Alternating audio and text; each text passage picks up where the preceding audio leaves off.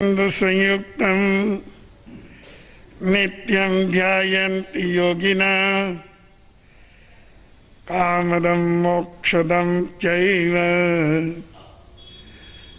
ओंकाराय नमो नमः। अज्ञानतिमिरान्धानां ज्ञानाञ्जनशलाकया नेत्ररुन्मीलितं येन तस्मै श्रीगुरुवे नमः। नमो दुर्वाररागादि वैरिवारनिवारणे अरहते योगिनाथाय महावीराय ताइने महावीराय ताइने। प्रिय श्रोताजनों,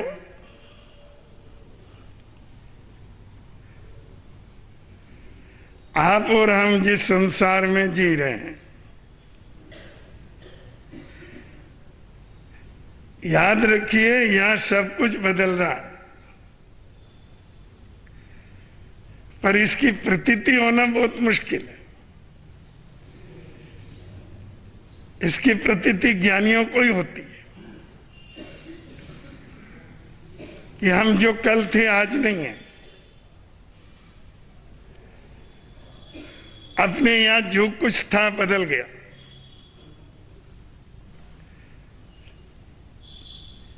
ये पार्यायिक परिवर्तन कहलाता है।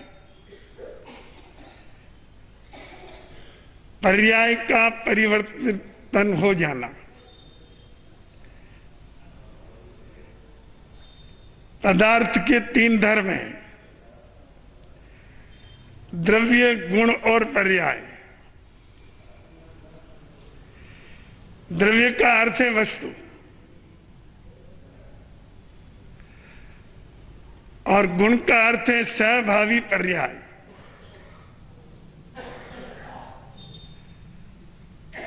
और पर्याय प्रतिक्षण बदलने वाली एक प्रक्रिया। ऐसा जीवन में निरंतर चल रहा है। ये बात मैं आपको इसलिए कह रहा हूं कि हम जहां हैं वहां कहीं हम आसक्त न हो जाएं। कई बार सत्य अगर सामने आ जाता है तो अपने अंतर की धारणाएं भी बदल सकती है। ये जीवन सत्य है कि हर पर्याय बदल रही है, वो हर क्षण बदल रही है। अगर हर क्षण नहीं बदलता तो ये परिवर्तन कैसे आता जो हमको दिखता है। ऐसा तो कोई समय निश्चित नहीं बना कि जब वह बदलता हुआ हमें दिखाई दे। ये इतनी धीमी चलती है प्रक्रिया, इतनी धीमी चलती है कि हमारी बुद्धि उसको पकड़ नहीं सकती। पर परिवर्तन की प्रक्रिया निरंतर चलती है। सब कुछ परिवर्तित होता हुआ चला जा रहा है।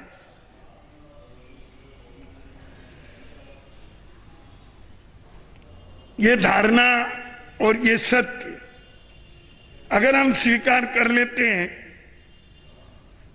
तो हम इस जीवन में कैसे जीना ये कला सीख जाते हैं। क्योंकि परमात्मा भगवान महावीर प्रभु ने कहा, अधुए असासे लोए, अर्थात जहां हम हैं वहां कुछ भी ध्रुव नहीं है। जहां हम हैं वहां कुछ भी शाश्वत नहीं है। जिसको हम अच्छा मानते हैं वह कब तक अच्छा रहेगा कोई पता नहीं है। आम का रस हमको बहुत अच्छा लगता है, सुगंधित भी है, स्वादिष्ट भी है, पर आपको पता है वो हर क्षण बदल रहा है और उसी में ऐसी गंध पैदा हो जाएगी जिसको आप देखना भी पसंद नहीं करेंगे, उनकी हवा भी पसंद नहीं करेंगे। ये अचानक नहीं होता है, ये निरंतर चलता है। कोई इसको चला रहा है ऐसी बात नहीं है। जैन दर्शन प्रकृतिवादी धर्म है। जैन दर्शन प्रकृति को स्वीकार करता है और प्रकृति के सत्य को सामने रखता है। अगर कोई व्यक्ति, कोई सत्ता, कोई शक्ति हम सब में अगर प्रतिक्षण परिवर्तन कोई शक्ति लाती है तो कभी उससे भूल भी हो सकती है। दूसरी बात, अगर वह शक्ति दयालु है तो अच्छी चीज को क्यों बदले। अगर वो निर्दयी है तो भी एक बड़ा दुर्गुण है कि अच्छी वस्तु को भी बदल के रख दे। पर ऐसा कुछ नहीं है।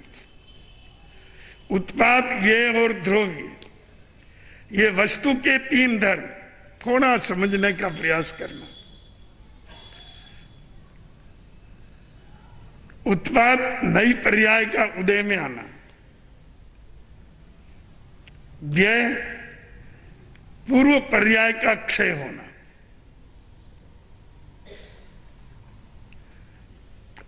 द्रव्य वस्तु का अस्तित्व बने रहना।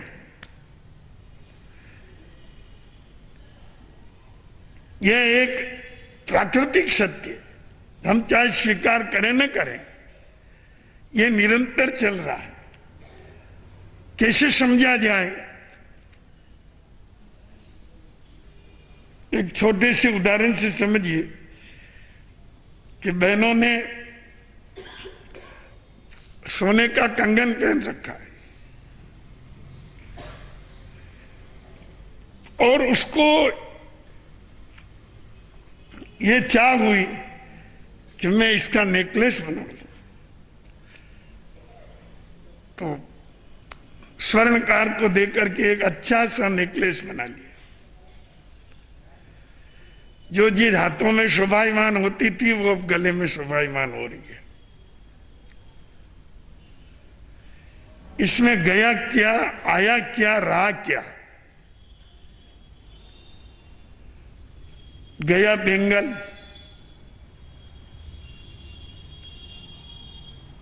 आया नेकलेस, रहा सोना।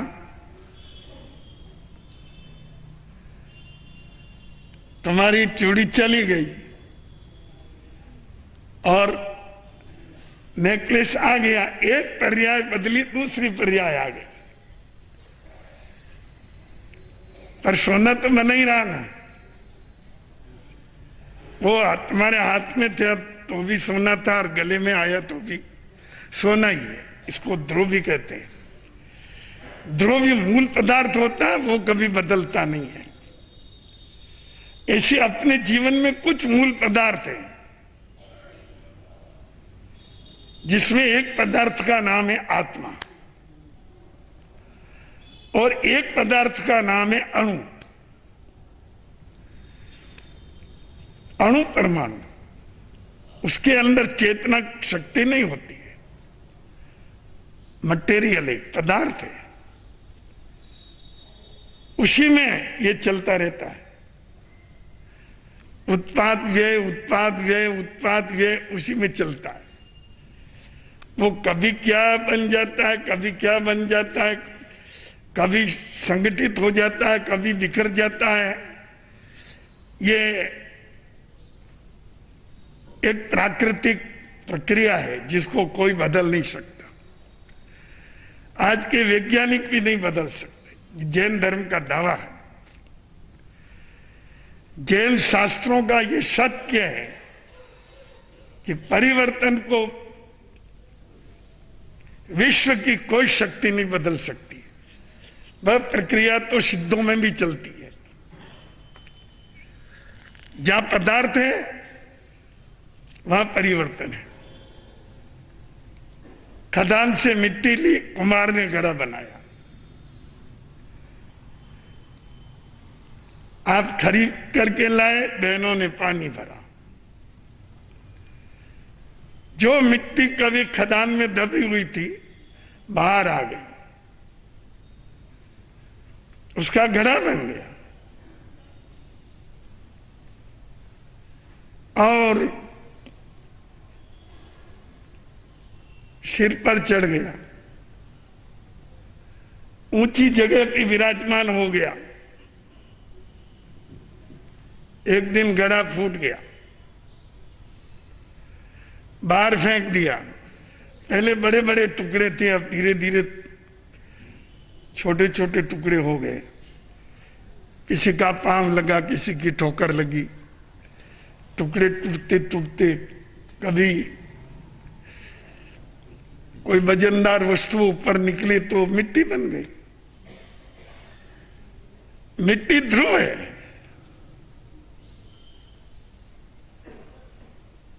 घड़ा ध्रुव है, घड़ा पर्याय है, मिट्टी ध्रुव है। घड़ा बनना एक उत्पाद है और उसका टूट जाना, वापस टुकड़े हो जाना, यह भी पर्याय का दूसरा रूप ही है।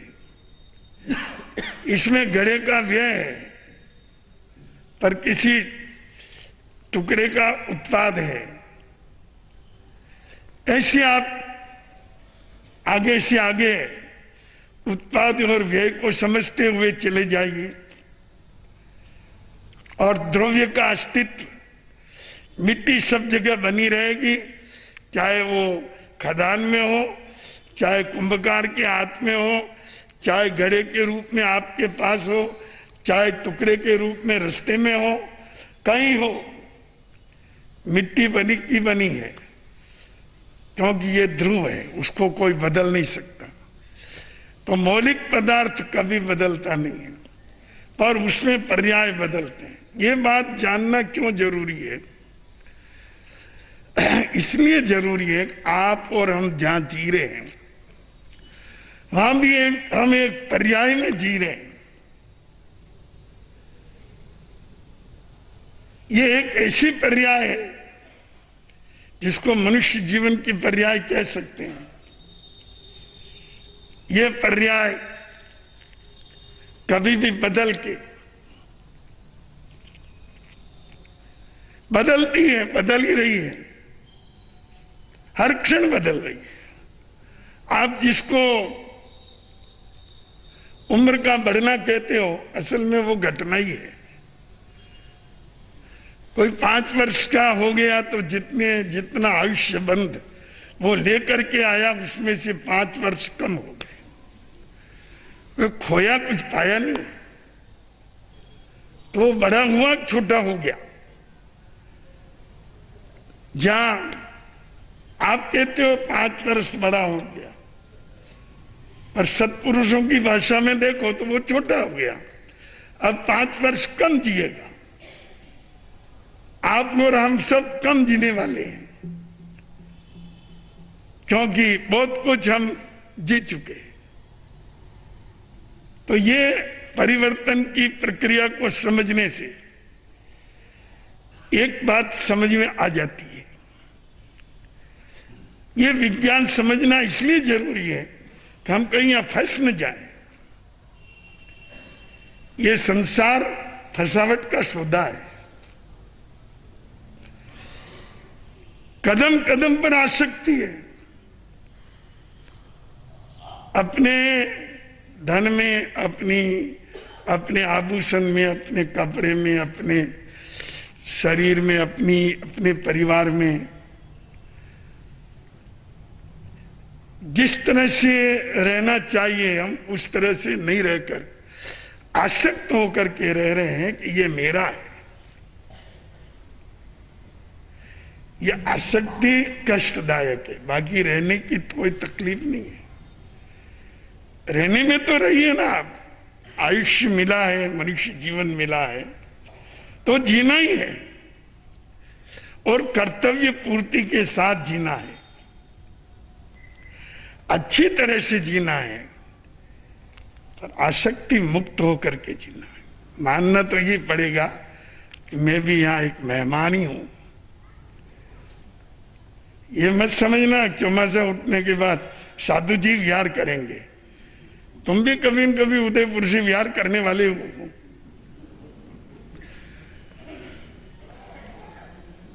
हमारा विहार हो गया जो तो हो सकता हम फिर भी आ जाए, और वो विहार तुम्हारा हो जाएगा उसके बाद फिर उदयपुर मिलना बहुत मुश्किल है। तो ये सच्चाई हमारी आसक्ति को तोड़ती है।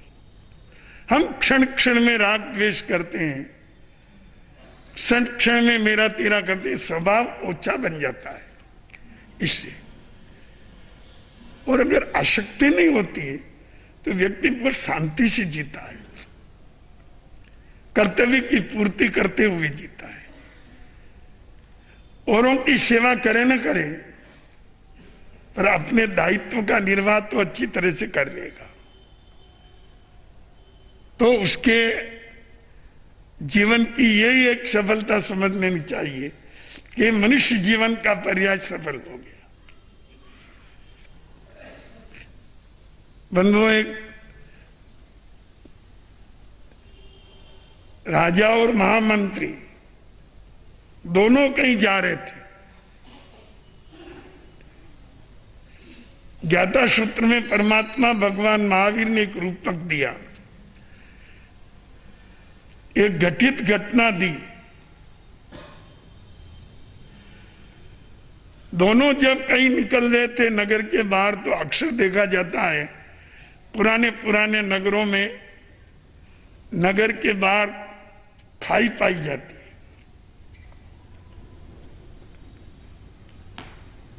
है, में पानी भरा रहता है। ये सब सुरक्षा के साधन थे। चारों तरफ दीवार होना, बहुत थोड़े द्वार होना, बाहर गढ़ के चारों तरफ खाई होना, वो बहुत अच्छी लंबी चौड़ी होती थी, चारों तरफ थी, उसमें पानी भर देते बस। फिर उधर का उधर, इधर का इधर, खाई पार करके कैसे आए। उस समय तो कोई ये साधन थे नहीं जो आज है। खाई का पानी महीनों तक सड़ता रहता, कौन निकाले।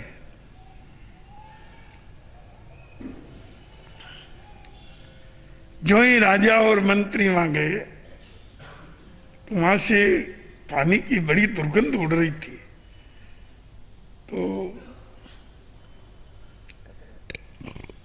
राजा ने अपने नाक पर कपड़ा लगा दिया। कुछ बहुत गहरी बात सोच करके मंत्री ने ऐसा नहीं किया। कभी कभी जो श्रेष्ठ और चिंतनशील व्यक्ति होते हैं कोई विलक्षण आचरण करते हैं, और वो विलक्षण आचरण भी किसी न किसी के हित में करते हैं। राजा ने कहा, मंत्री इतनी बड़ी दुर्गंध और तुम्हारे ऊपर कोई शिकन नहीं, कोई नाक वो नहीं सिकड़ रहे हो, न तुमने कपड़ा लगाया। मंत्री ने कहा, राजन, ये पुद्गल परिवर्तन है, पदार्थ का परिवर्तन है, इसमें हम आसक्ति विरक्ति, ये जो कुछ लाते हैं इसकी अपेक्षा तटस्थ रहना अच्छा। कि तेरी बात मेरे समझ में नहीं आई, तू कुछ बहुत गुड बात कर रहा है, कि कोई गुड बात नहीं है, सीधी बात है।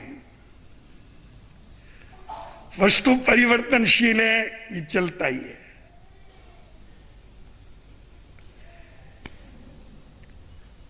राजा स्थूल बुद्धि के थे, उनको कुछ ज्यादा ये बात समझ में नहीं आई।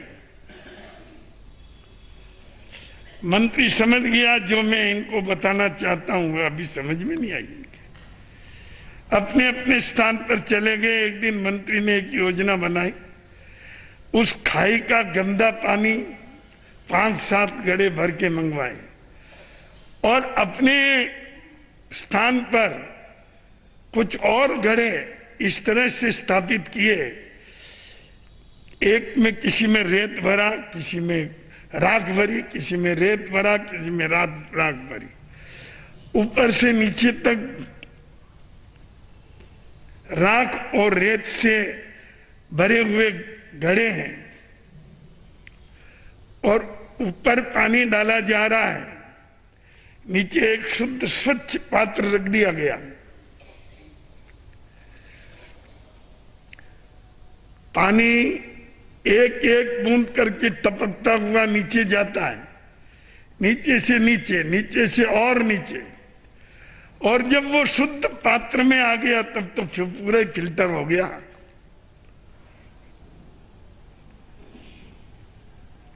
कुछ अच्छी मात्रा में पानी को शुद्ध किया।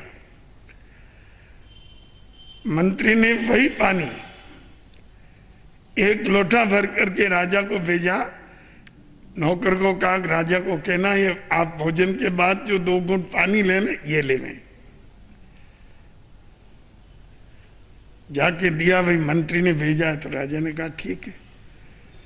खाने के बाद जब 2 घूंट पानी पिया तो आनंद आ गया, पीता ही चला गया। उसने कहा रे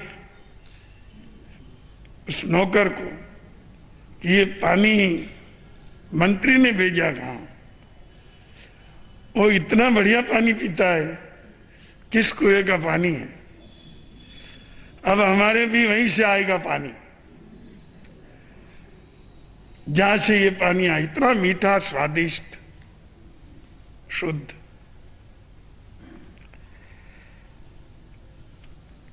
आज मंत्री से बात करेंगे।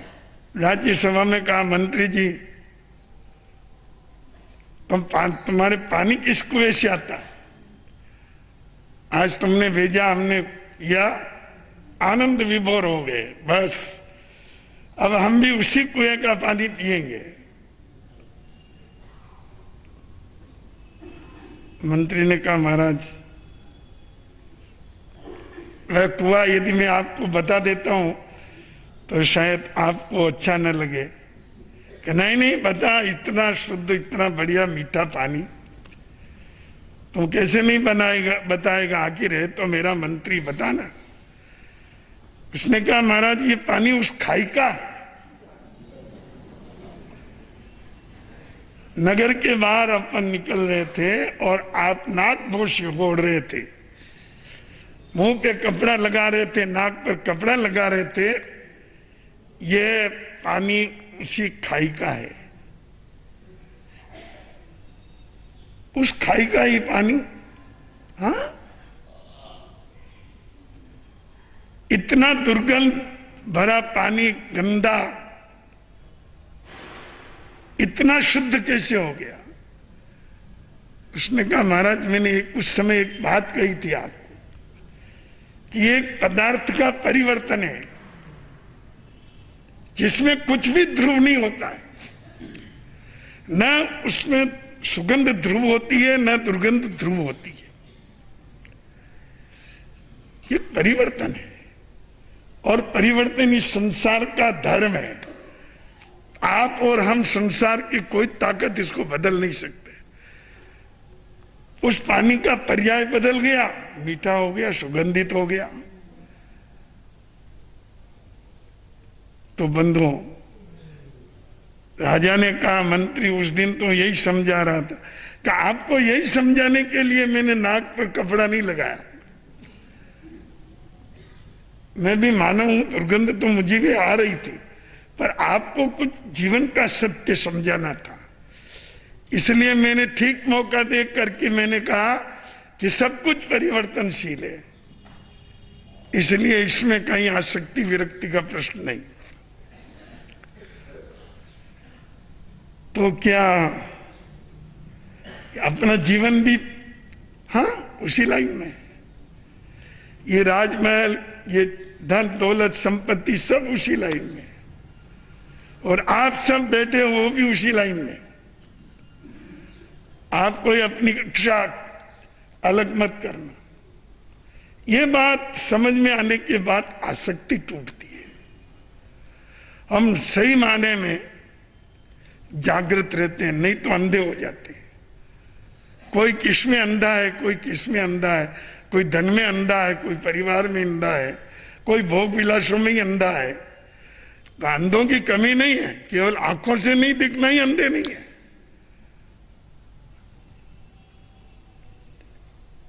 तो जीवन को जीने के लिए, अच्छी तरह से जीने के लिए ये समझना जरूरी है कि हम जहां बैठे हैं, जिस संसार में जी रहे हैं, वहां कुछ भी ध्रुव नहीं है।